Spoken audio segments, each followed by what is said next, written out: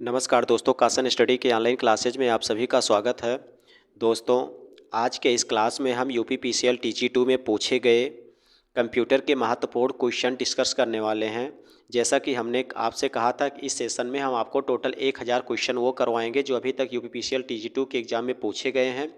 तो इससे पहले वाले क्लास में हम 1 से 40 तक के क्वेश्चन को डिस्कस कर चुके हैं। आज के इस क्लास में हम 41 से लेकर 80 तक के क्वेश्चन को डिस्कस करने वाले हैं।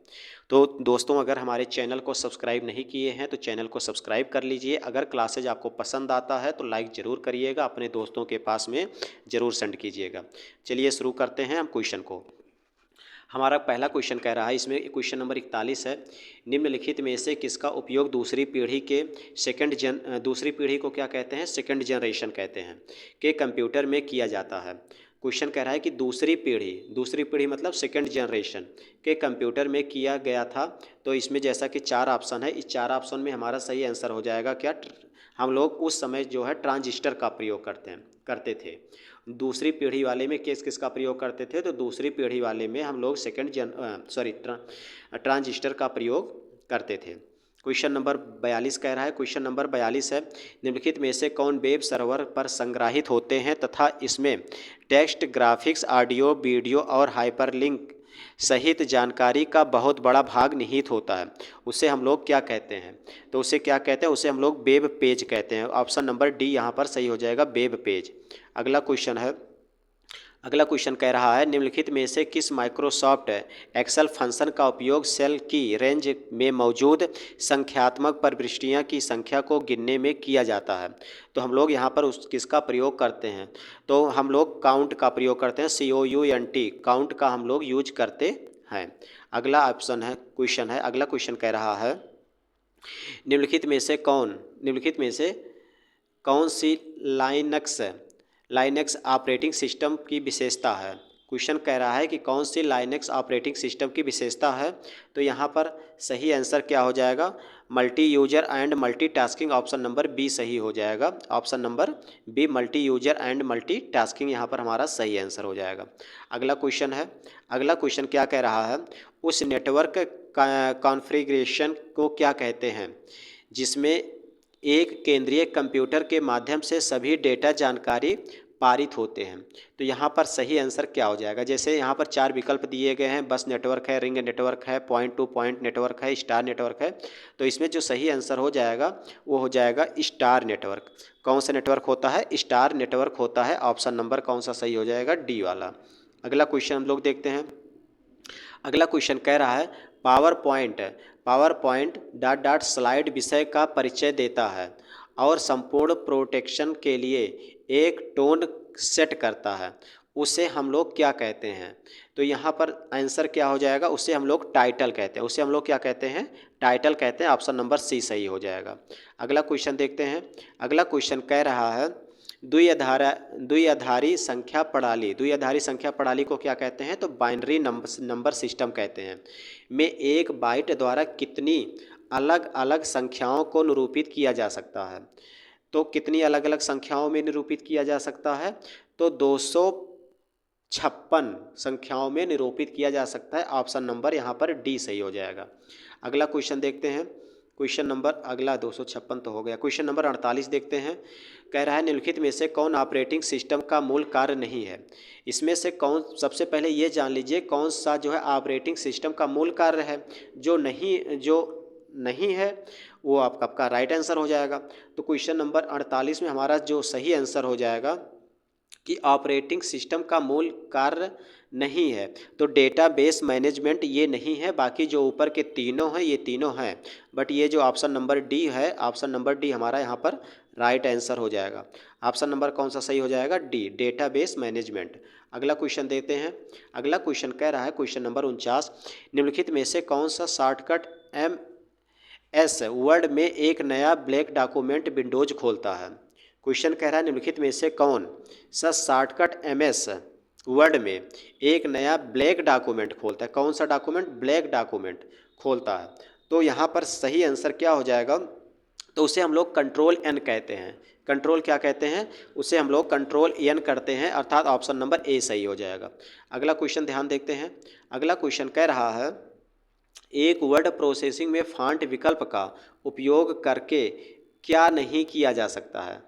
यहाँ पर जैसा कि 4 विकल्प दिए गए हैं, इसमें से जो है वो फ़ॉन्ट की चौड़ाई बदलना, इसको हम लोग नहीं बदल सकते हैं। बाकी जो है सारे प्रोसेस इसमें हो सकते हैं।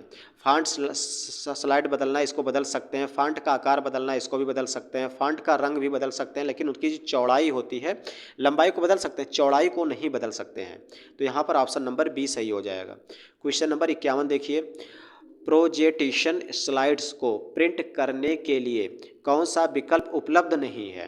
आपकी फिर कह रहा है उपलब्ध नहीं है, तो यहाँ पर जो हो जाएगा स्लाइड मास्टर, यहाँ पर ये नहीं है, बाकी तीनों हैं। स्लाइड साइज ये भी, हैंड आउट ओरिएंटेशन ये भी है, और स्लाइड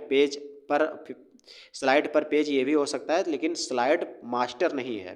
तो यहाँ पर ऑप्शन नंबर सी हमारा राइट आंसर हो जाएगा। अगला क्वेश्चन ध्यान देते हैं। अगला क्वेश्चन कह रहा है ऑपरेटिंग सिस्टम एक डॉट डॉट है जो हार्डवेयर के रूप में नियंत्रित और समन्वित करता है। वो यहाँ पर राइट आंसर क्या हो जाएगा आपको बताना है, तो हो जाएगा system software. Option number D यहाँ पर सही आंसर हो जाएगा। अगला क्वेश्चन देखते हैं। अगला क्वेश्चन कह रहा है किसी डॉक्यूमेंट में सेलेक्ट किए गए वाक्य को कॉपी करने और उसी डॉक्यूमेंट को एक अलग हिस्से में पेस्ट करने के लिए कमांड का सही क्रम क्या है। अब देखिए यहाँ पर क्या कह रहा है कि वाक्य को कॉपी करने और उसी डॉक्यूमेंट को एक अलग हिस्से में पेस्ट करने के लिए हम कौन सा कमांड का प्रयोग करते हैं। देखिए कॉपी करने के लिए हम कौन सा प्रयोग करते हैं, तो कॉपी करने के लिए सबसे पहले हम कंट्रोल सी का प्रयोग करते हैं। कॉपी करने के लिए किसका प्रयोग करते हैं, कंट्रोल सी का। और पेस्ट करने के लिए कंट्रोल भी का प्रयोग करते हैं। तो CTRL सी और CTRL भी का प्रयोग करते हैं, अर्थात ऑप्शन नंबर यहाँ पर हमारा डी सही हो जाएगा। ऑप्शन नंबर कौन सा सही हो जाएगा, डी यहाँ पर सही आंसर हो जाएगा। अगला क्वेश्चन देखिए। अगला क्वेश्चन कह रहा है कंप्यूटर की किस पीढ़ी में इनकी परिपथ के लिए वैक्यूम ट्यूब का उपयोग किया गया है। वैक्यूम ट्यूब का उपयोग किस पीढ़ी में किया गया है आपको ये बताना है।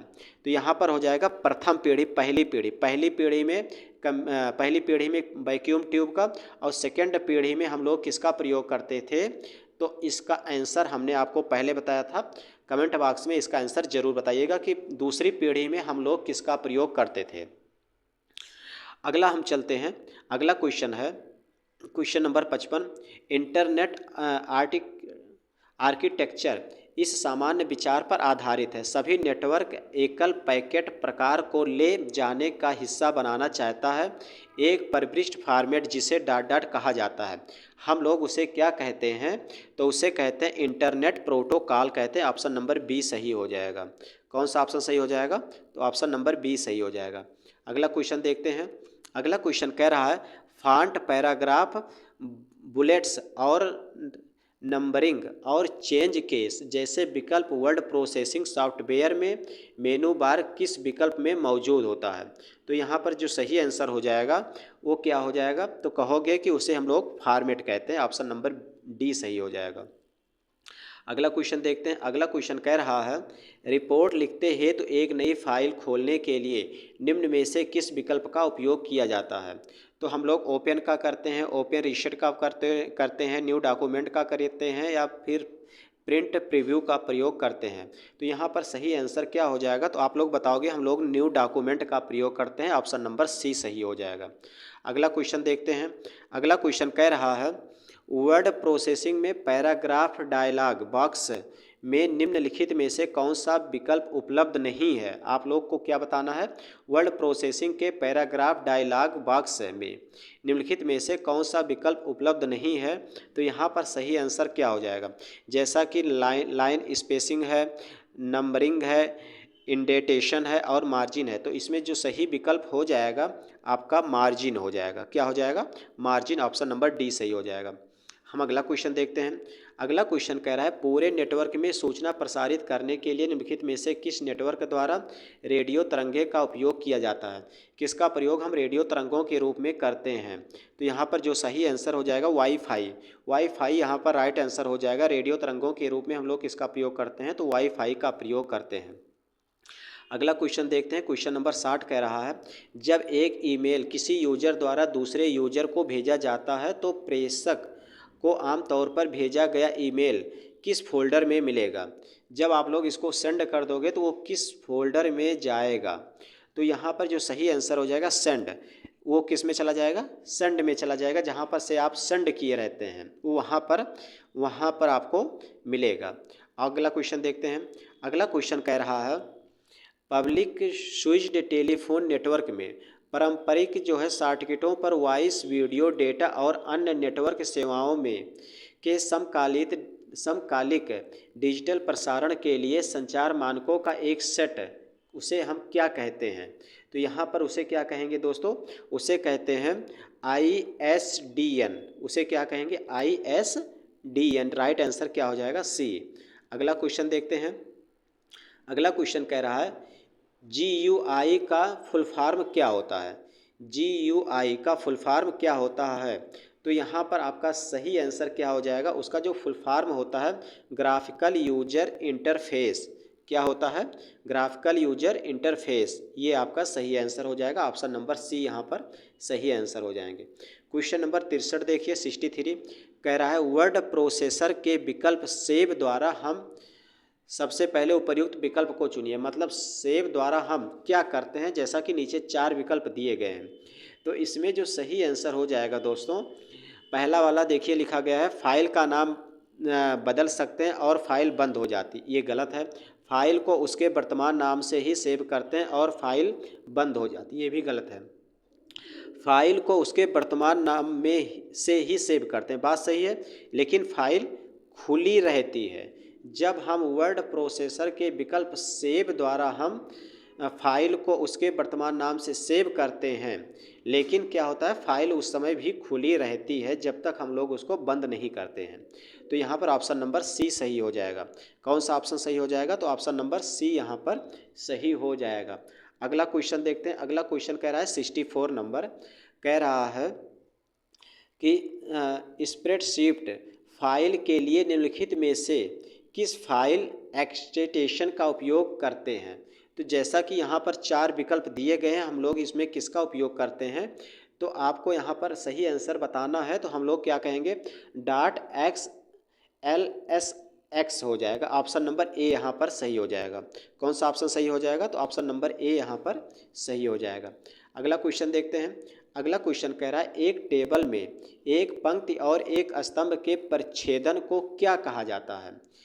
एक टेबल में एक पंक्ति और एक स्तंभ के परिच्छेदन मतलब जहाँ दोनों काटते हैं उसे हम लोग क्या कहते हैं, तो उसे हम लोग कहते हैं सेल। उसे हम लोग क्या कहते हैं, तो उसे हम लोग सेल कहते हैं। ऑप्शन नंबर ए सही हो जाएगा।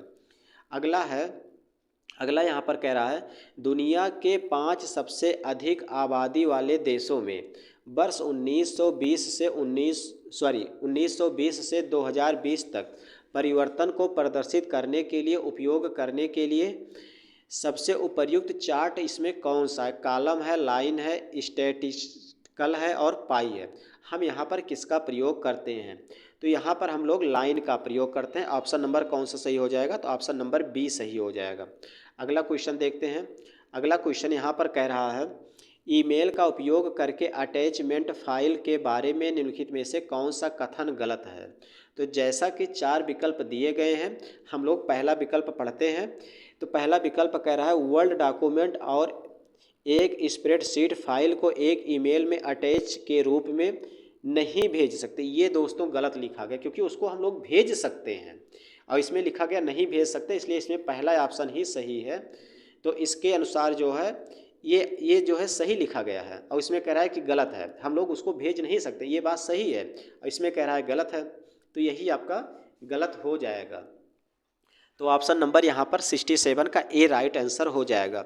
ये ऐसे क्वेश्चन को दोस्तों ध्यानपूर्वक पढ़िएगा और उसको समझिएगा, तभी टिक करिएगा, क्योंकि जहाँ पर गलत रहता है और 2 बार गलत आ जाते हैं तो वहाँ पर क्वेश्चन गलत होने की संभावना हो जाती है। इसलिए क्वेश्चन को ध्यान से पढ़ करके ही हल करिएगा।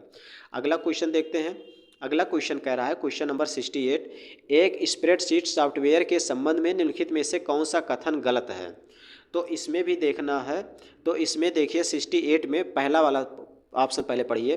कह रहा है कि एक वर्कशीट में उपस्थित सेलों को उसके वर्कशीट में किसी अन्य वर्कशीट के एक सेल द्वारा संदर्भित किया जाता है, ये सही है। किसी भी वर्कशीट के नाम को प्रभावित करने किए बिना एक वर्कशीट का नाम बदला जा सकता है। एक वर्तमान वर्कशीट को उसी वर्कबुक में डुप्लीकेट किया जा सकता है। डिलीट किया हुआ वर्कशीट रिसाइकिल बिन में चला जाता है और वर्कशीट को सेव करने से पहले पुनर्प्राप्त किया जा सकता है। दोस्तों यहाँ पर कह रहा है कि सेव करने से पहले पुनर्प्राप्त किया जा सकता है, जो कि ये एकदम गलत लिखा गया है। रिसाइकिल बिन में चला जाता है, वहाँ से अगर हम लोग सेव करते हैं तो उसको हम लोगों को रिस्टोर करना पड़ता है, ना कि सेव करना पड़ता है। तो इसलिए ये वाला हमारा ऑप्शन नंबर डी यहाँ पर सही आंसर हो जाएगा इस क्वेश्चन के अकॉर्डिंग। अगला क्वेश्चन देखते हैं। अगला क्वेश्चन कह रहा है एक स्प्रेडशीट की एक सेल में इटैलिक्स प्रारूप के उत्तर क्षेत्र का लेबल होता है। निम्न में से कौन सी कमांड इटैलिक्स प्रारूप को सामान्य मोड में बदल देगी, वो कौन सा हो जाएगा? तो यहाँ पर ऑप्शन नंबर डी सही हो जाएगा। Ctrl+I यहाँ पर राइट आंसर हो जाएगी, Ctrl+I। अगला क्वेश्चन लिखा गया है जब टेक्स्ट क्वाड्र एक वर्क स्प्रेडशीट को खाली सेल से इस प्रविष्ट किया जाता है तो टेक्स्ट डॉट डॉट किया जाएगा। इसमें से कौन सा सही आंसर हो जाएगा? तो उसे हम लेफ्ट अलाइंड कहते हैं। Left aligned option number D सही हो जाएगा। अगला लिखा गया है HTTP का पूर्ण रूप क्या होता है? HTTP का पूर्ण रूप कह रहा है तो हाइपर टेक्स्ट ट्रांसफ़र प्रोटोकॉल हो जाएगा। ऑप्शन नंबर डी यहाँ पर सही हो जाएंगे। अगला क्वेश्चन देखते हैं। अगला क्वेश्चन कह रहा है विंडोज में डॉट डॉट विकल्प के तहत विकल्प का उपयोग करके कीबोर्ड को नियंत्रित और अनुकूलित किया जा सकता है, किसके द्वारा? तो जैसा कि यहाँ पर 4 विकल्प दिया गया है, इसमें जो है कंट्रोल पैनल के द्वारा हम लोग उसे कंट्रोल करते हैं या नियंत्रित करते हैं। अगला क्वेश्चन देखते हैं। अगला क्वेश्चन कह रहा है निम्नलिखित में से कौन सा कथन इंटरनेट के संबंध में गलत है? अब फिर कह रहा है गलत है, यहाँ पर हमको ध्यान देना पड़ेगा।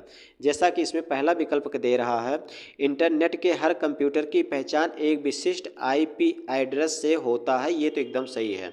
इंटरनेट का स्वामित्व संयुक्त राष्ट्र के पास है, ये दोस्तों एकदम गलत है। यही हमारा यहाँ पर गलत है। इस क्वेश्चन के अकॉर्डिंग यही हमारा सही आंसर हो जाएगा, ऑप्शन नंबर बी। अगला क्वेश्चन देखते हैं।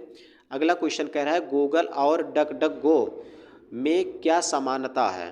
कह रहा है गूगल और डकडकगो में क्या समानता है, कौन सी ऐसी है जो एक समान होता है? तो उसे हम लोग क्या कहते हैं? तो उसे हम ये दोनों एक प्रकार का सर्च इंजन है। ये दोनों एक प्रकार का क्या है? तो हम कहेंगे सर्च इंजन है। अगला क्वेश्चन देखते हैं। अगला क्वेश्चन कह रहा है माइक्रोसॉफ्ट एक्सेल वर्कशीट की किसी सेल में मान दर्ज करते समय परिपृष्ठ को रद्द करने के लिए कौन सी कुंजी का प्रयोग करते हैं? तो यहाँ पर सही आंसर क्या हो जाएगा? उस कुंजी का नाम है एस्केप। एस्केप ESC एकदम साइड में कोने पर होता है, लेफ्ट साइड में, उसी का हम यूज करते हैं। तो माइक्रोसॉफ्ट एक्सेल वर्कशीट की किसी सेल में मान दर्ज करने के लिए परिपृष्ठ को रद्द करने के लिए कौन सी कुंजी का प्रयोग करते हैं? तो उसको हम लोग कहते हैं कि हम लोग एक्सेल का प्रयोग करते हैं। ऑप्शन नंबर सी सही हो जाएगा। अगला क्वेश्चन कह रहा है माइक्रोसॉफ्ट एक्सेल में नाम बॉक्स में सेल का पता प्रदर्शित करता है। माइक्रोसॉफ्ट एक्सेल में नाम बॉक्स में सेल का पता प्रदर्शित किया जाता है। तो कौन सा है यहाँ पर राइट आंसर? तो 76 में हमारा राइट आंसर हो जाएगा। हम लोग सक्रिय का प्रयोग करते हैं। अगला क्वेश्चन देखते हैं। अगला क्वेश्चन कह रहा है वर्तमान में CPU द्वारा निष्पादित प्रोग्राम और डेटा निम्नलिखित में से स्टोर करता है। CPU में जो डेटा होता है उसको कौन स्टोर करता है? तो इसमें राइट आंसर क्या हो जाएगा? तो कहोगे प्राइमरी मेमोरी जो होती है वही स्टोर करता है, अर्थात ऑप्शन नंबर ए सही हो जाएगा। अगला क्वेश्चन देखते हैं। अगला क्वेश्चन कह रहा है डेटा प्रतिनिधित्व के संबंध में ASCII का मतलब क्या है? ASCII का मतलब क्या होता है? तो यहाँ पर इसका मतलब होता है सूचना के आदान प्रदान के लिए अमेरिकन मानक कोड है। ये सूचना के आदान प्रदान के लिए अमेरिकन मानक कोड है, अर्थात ऑप्शन नंबर बी यहाँ पर सही आंसर हो जाएगा। अगला क्वेश्चन देखते हैं। अगला क्वेश्चन कह रहा है निम्नलिखित में से कौन सा विंडोज ऑपरेटिंग सिस्टम से संबंधित नहीं है। तो यहाँ पर सही आंसर क्या हो जाएगा, तो वो ओपन सोर्स जो है वो विंडोज ऑपरेटिंग सिस्टम नहीं है। बाकी मल्टीटास्किंग है, GUI सपोर्ट है और पोर्टेबल ये भी है। ऑप्शन नंबर सी यहाँ पर सही आंसर हो जाएगा। अगला क्वेश्चन कह रहा है कि माइक्रोसॉफ्ट एक्सेल में जब कोई नई वर्कशीट खोली जाती है तो निम्नलिखित में से कौन सा सेल डिफ़ॉल्ट के रूप में सक्रिय होता है। तो डिफ़ॉल्ट के रूप में कौन सा सेल सक्रिय होता है, तो उसे हम कहते हैं A1 यहाँ पर राइट आंसर सी हो जाएगा। अगला क्वेश्चन देखते हैं। अगला क्वेश्चन दोस्तों कह रहा है गूगल सर्च इंजन की स्थापना ... में ... द्वारा की गई थी। दोस्तों क्वेश्चन नंबर ये आपके लिए होमवर्क है। जैसा कि हमने कहा था कि प्रत्येक क्लास में आपको 40 क्वेश्चन प्रोवाइड किया जाएगा। टोटल 1000 क्वेश्चन का टारगेट है और ये वही क्वेश्चन है जो UPPCL TG2 के कंप्यूटर सेशन में पूछे गए थे। तो दोस्तों चैनल को सब्सक्राइब नहीं किए हैं तो चैनल को सब्सक्राइब कर लीजिएगा। क्लास पसंद आई है तो लाइक ज़रूर कीजिएगा। ये आपको क्वेश्चन दिया जा रहा है, इसका भी आंसर कमेंट बॉक्स में ज़रूर बताइएगा। अपने दोस्तों के पास में क्लास को ज़रूर शेयर कीजिएगा। तो इसी के साथ हम ये सेशन यहीं पर समाप्त करते हैं। अगले सेशन में पुनः मिलेंगे। नमस्कार।